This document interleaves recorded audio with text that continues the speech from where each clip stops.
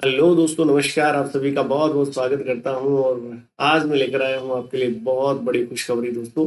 आज सब लोग कहते हैं बहुत अच्छे होंगे, उम्मीद कर रहा हूं। और आप जितने भी साथी थे जो वनडे एग्जाम की तैयारी कर रहे थे, उन विद्यार्थियों के लिए एक बहुत बड़ी खुशखबरी में लेकर के आपके सामने हाजिर हूँ। जैसा कि आप थंबनेल में देख पा रहे होंगे, थंबनेल हमारा है। और इस थंबनेल में आप देख पा रहे होंगे कि आरपीएफ की भर्ती का नोटिफिकेशन जारी हो गया है। रेलवे प्रोटेक्शन फोर्स की जो वैकेंसी है वो आपके सामने आ गई है। उसका ऑफिशियल नोटिफिकेशन आ गया है, लेकिन अभी तक शॉर्ट नोटिस आया है, शॉर्ट नोटिफिकेशन है। इसका डिटेल नोटिफिकेशन आएगा और अप्रैल माह में इसकी जो भर्ती प्रक्रिया है वो प्रारंभ हो जाएगी। अभी जस्ट आपके सामने भर्तियों का अनाउंस हो चुका है। डेफिनेटली ये भर्ती जो परीक्षा है ये आपको बहुत, और ये पद बहुत अच्छे हैं इसमें। तो पदों की जो नंबर ऑफ वैकेंसी है वो भी बहुत अच्छी मात्रा में है। तो आप जितने भी साथी, जितने भी युवा चिंतित बैठे हुए थे और सोच रहे थे कि मैं अब किसकी तैयारी करूं, एसएससी का एग्जाम मेरा हो गया है, दिल्ली पुलिस का एग्जाम मेरा हो गया है, अब मैं अगर सेंटर के भर्ती की किसी की तैयारी करूं तो मैं किसकी तैयारी करूं। आरआरबी में आइए भाई, आरपीएफ में आइए। और आरपीएफ में दोनों पद आपका इंतजार कर रहे हैं। आरपीएफ कांस्टेबल और आरपीएफ एसआई सब इंस्पेक्टर और कांस्टेबल दोनों पद आपका इंतजार कर रहे हैं। उनमें से जिसमें भी आप एलिजिबल हैं उसमें आप फॉर्म अप्लाई कर सकते हैं। और बहुत बड़ा आपके लिए मौका है, बहुत बड़ा एक सुनहरा अवसर कह सकते हैं कि आपके लिए बहुत जबरदस्त अवसर ये आपको मिला है। जो विद्यार्थी, जो अभ्यर्थी तैयारी में जुटे हैं लगातार, उन अभ्यर्थियों के लिए तो मेरे हिसाब से जीवनी संजीवनी का काम करेगी ये भर्ती। क्योंकि जब तक हमारे स्टेट वाइज वैकेंसी का नोटिफिकेशन हमारे सामने जब तक नहीं आते, तब तक हमारे सामने बहुत बेहतरीन विकल्प ये है। आरपीएफ, रेलवे प्रोटेक्शन फोर्स, इसमें नोटिफिकेशन जारी हो चुका है। लाखों युवाओं की जो चिंता है वो खत्म हुई है। कुल पद 4660 पद हैं। इन पदों का डिवीजन भी कैसे है और सारी चीजों पर हम बात करने वाले हैं। इसका सिलेबस क्या होने वाला है, इस भर्ती में कौन विद्यार्थी अप्लाई कर सकता है, इस भर्ती में अप्लाई करने के बाद में किस किस प्रोसेस से होकर उसे गुजरना पड़ेगा, और क्या एलिजिबिलिटी है, क्या इसकी योग्यता है, सारी बातों पर हम डिस्कस करेंगे। तो आइए मेरे साथ जुड़ जाइए। मैं हूं आपका प्यारा सा दोस्त वाईडी। चलते हैं हम एक नोटिफिकेशन की तरफ, इस एक भर्ती से संबंधित एक महत्वपूर्ण जानकारी की तरफ। तो सारे विद्यार्थियों का ध्यान चाहता हूं, और जितने भी साथी हमारे इस चैनल को देख रहे हैं, यदि आप इस चैनल पर नए हैं तो तुरंत सब्सक्राइब कर लें और बेल आइकन को हिट कर लें, ताकि आपके पास में नोटिफिकेशन जल्दी से जल्दी पहुंचे, सबसे पहले पहुंचे। और भर्तियों से जितनी भी संबंधित जानकारी होती हैं वो उनसे आप तुरंत अपडेट हो जाए। चलिए साथियों, मैं आपको भर्ती के बारे में बताना चाह रहा हूँ। आरपीएफ न्यू वैकेंसी 2024 लॉन्च हो गई है, मतलब आ चुकी है। मतलब इसका शॉर्ट नोटिफिकेशन, ऑफिशियल नोटिफिकेशन जारी हो चुका है। तो आप निश्चिंत हो जाएं कि ये भर्ती होनी है डेफिनेटली। अब इसमें देखेंगे आपके सामने क्या क्या चीजें शामिल होने वाली हैं दोस्तों। आपको बता दूं मैं कि इस भर्ती में आपको किन किन चीजों का ख्याल रखना है। नंबर ऑफ वैकेंसी सबसे इंपॉर्टेंट बात होती है कि इसमें पद कितने आए हैं। तो कई विद्यार्थी परेशान रहते हैं कि सर पद कम है और हम फॉर्म भरें कि नहीं भरें। तो मैं ऐसे कई दोस्तों को जानता हूं जो एक एक, दो दो या पांच पांच पद जब आते हैं तब भी फॉर्म अप्लाई करते हैं। बहुत सारे विद्यार्थियों को जानता हूं। अब आपके सामने एक एक दो पांच 10 नहीं है, बहुत बड़ा एक नंबर ऑफ वैकेंसी आपके सामने आ गई है। सब इंस्पेक्टर, आरपीएफ के अंदर सब इंस्पेक्टर की 452 वैकेंसी अपने आप में मायने रखती है दोस्तों। तो बहुत बड़ी वैकेंसी आप कह सकते हैं। कांस्टेबल, कांस्टेबल की 4208 वैकेंसी इसमें मौजूद है, और कुल मिलाकर के 4660 वैकेंसी इसमें हो जाएंगी। तो आपके लिए एक बहुत बड़ा सुनहरा अवसर बन जाता है ये अपने आप में। ठीक है, तो आप जितने भी साथी एलिजिबल रहेंगे, मैं आगे बात करने वाला हूँ, आगे बताने वाला हूँ आपको कि कौन कौन विद्यार्थी इसमें एलिजिबल रहेगा, कौन कौन विद्यार्थी इसके योग्य है। चलिए दोस्तों, तो बात करते हैं। सबसे पहले पदनाम। पदनाम क्या होगा? जिस भर्ती में आप फॉर्म अप्लाई करने जा रहे हैं उस भर्ती में आरपीएफ कांस्टेबल होगा and RPSF special force sub inspector होगा। Railway protection special force sub inspector की ये भर्ती है। तो दो पदनाम आपको ध्यान रखने हैं। ठीक है दोस्तों, और अब चलता हूं मैं दोस्तों, आपको पीछे लिए चलता हूं। ये तो हो गया पदनाम की बात, और अब हम बात करते हैं पेमेंट की। क्योंकि भाई साहब, पेमेंट आप जब तक नहीं बताओगे ना तब तक हम बात करेंगे नहीं, आगे बढ़ेंगे नहीं। क्योंकि विद्यार्थी, देखो, विद्यार्थी का सिंपल सा एक फंडा होता है कि वो सारी चीजें करता है, मेहनत करता है, अब वो जो एफर्ट लगाता है, सारी चीजें करता है, लोगों के ताने सुनता है। तो उसको कहीं ना कहीं सर्टिफिकेशन, जो उनका उसकी जो संतुष्टि है, सेटिस्फेक्शन, उसको कहाँ मिलता है? जब उसकी सैलरी उसके खाते में आती है तब मिलती है। सब इंस्पेक्टर के लिए 35,400 बेसिक सैलरी आपको बता देता हूँ। कांस्टेबल के लिए 21,700 इसकी सैलरी है। तो सैलरी बहुत अच्छी होती है रेलवे में, आप डोंट वरी। ये आप सब लोग जानते हैं, ये बेसिक पे मैंने आपको बताया है। इसके आगे अगर मैं चलूंगा तो दोस्तों एज लिमिट क्या है, आपकी उम्र की जो सीमा है वो क्या है, आयु सीमा, इसको आप क्या कहते हैं, आयु सीमा। आयु सीमा कितनी है वो देख के आपको बतानी है कि आयु सीमा कुल मिलाकर के जो विद्यार्थी 1/7/2024, ये 2024 है दोस्तों, 2024 तक क्या हो जाएगा, फॉर एसआई के लिए 20 से 28 वर्ष का होगा, 20 से 28 वर्ष का होगा। 20 वर्ष उसकी न्यूनतम आयु होनी चाहिए। न्यूनतम आयु कितनी होनी चाहिए, 20 वर्ष।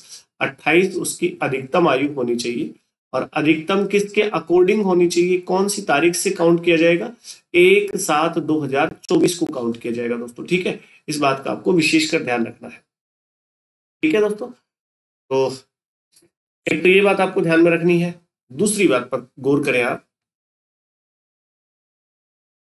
जो है कांस्टेबल के लिए 18 से 28 वर्ष, न्यूनतम यहाँ पर 18 हो गई है, अंतिम जो आयु की सीमा है वो तो 28 वर्ष ही है दोस्तों। इसमें जो ओबीसी से बिलोंग करते हैं जो विद्यार्थी, उनको 3 वर्ष का अतिरिक्त समय में छूट मिल रही है। जो एससी और एसटी के भाई है, मेरे एससी और एसटी के भाई बहन है, उनके लिए 5 वर्ष की इसमें छूट दी जा रही है। जो सामान्य वर्ग के विद्यार्थी हैं उनके लिए आपको ध्यान रखना है 20 से 28 और 18 से 28 वर्ष की आयु का प्रावधान है। ठीक है दोस्तों, ये वैकेंसी की सारी जानकारी मैं आपके सामने रख रहा हूँ। एग्जाम पैटर्न क्या होगा, किस आधार पर आपको प्रिपरेशन करनी है, एग्जाम पैटर्न क्या होने वाला है, किस बिहार पर एग्जाम होगा, तो आपको नेगेटिव मार्किंग देखनी है, 1/3 है। ये सबसे इंपॉर्टेंट बात हो जाती है कि 1/3 नेगेटिव मार्किंग बहुत बड़ी एग्जाम्स में होती है, और यहाँ से जो विद्यार्थी एग्जाम पास कर लेता है ना, बहुत अच्छे चांसेस बन जाते हैं उसके सिलेक्ट होने के। टाइमिंग या टाइम ड्यूरेशन आप कह सकते हैं 90 मिनट है। 90 मिनट मतलब 1 घंटा और 30 मिनट का समय उसके पास में रहेगा। और जो है आपका मोड, एग्जाम का मोड रहेगा CBT, computer based test, computer पर होगा, यानी ऑनलाइन एग्जाम होगा।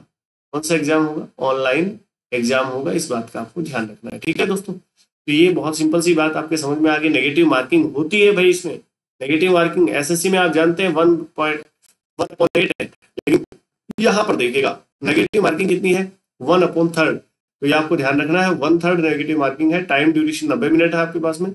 मोड ऑफ एग्जाम सीबीटी यानी ऑनलाइन एग्जाम होगा, कंप्यूटर बेस्ड टेस्ट होगा। ठीक है, ये बात आपको ध्यान रखनी है। अगली बात पर आते हैं, तो अगली बात आपके सामने ये है कि दोस्तों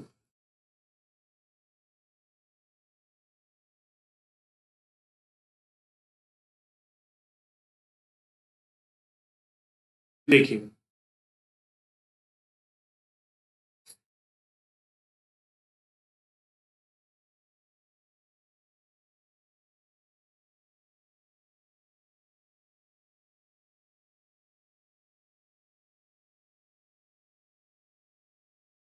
एक मिनट मैं आपको थोड़ा सा और ब्रीफली सारी चीजें बता देता हूँ। एग्जाम पैटर्न आपके सामने आ गया है। अब मैं आपको बता देता हूँ, सिलेबस की ओर ले चलता हूँ। ठीक है दोस्तों,